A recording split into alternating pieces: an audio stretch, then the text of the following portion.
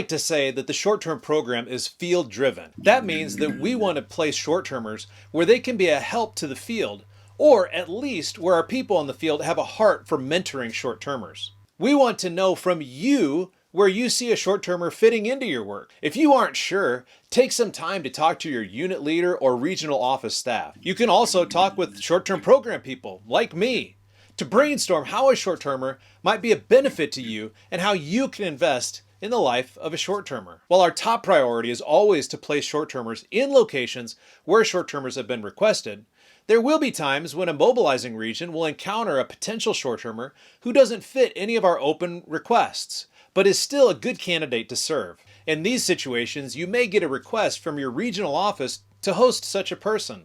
If you have a way that a short-termer can add value to your work, or you're willing to host a short-termer for a few months, then we want to start looking for those short-termers right now. Keep in mind, it takes at least a year from the time a short-termer is requested to the time an actual short-termer can arrive for that placement.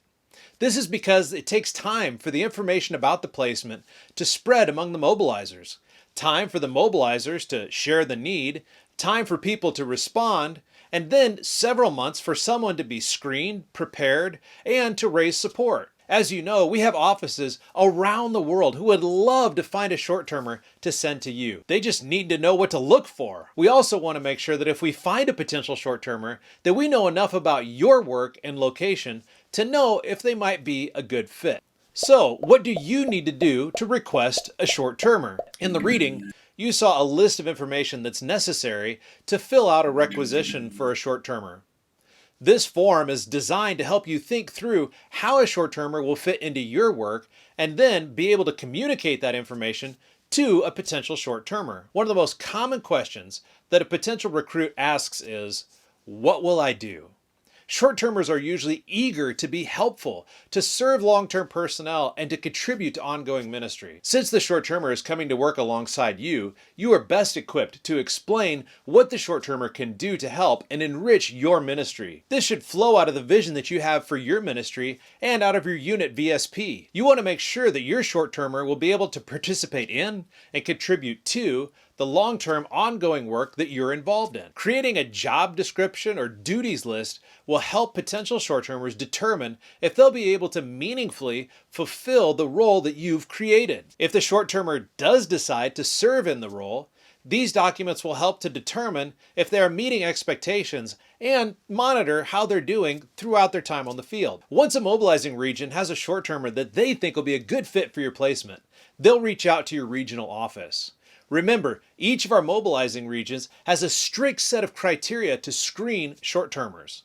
In addition to the candidate requirements found in the member handbook, our mobilizers also work to ensure that the short-termers they send demonstrate teachability, long-term potential, and physical and emotional health. So, if a mobilizing region is sending a short-termer, you can be confident that they've done their best to determine that that short-termer meets these important criteria.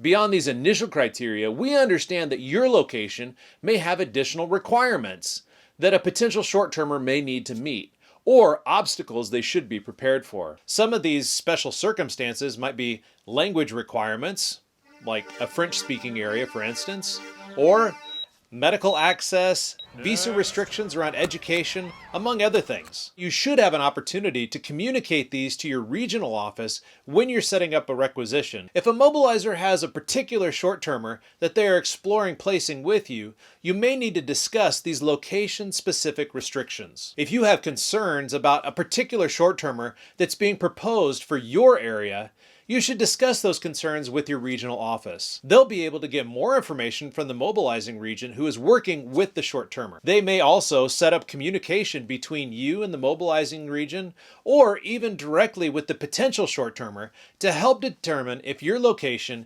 is the right fit for them. It's always our goal to find the best fit between a short-termer and their placement. That doesn't mean that it will be a perfect fit. There are no perfect places or perfect people. But if you work with your regional office, we will do everything we can to ensure that the short-termer who serves with you will be ready to serve and support your work in a meaningful way.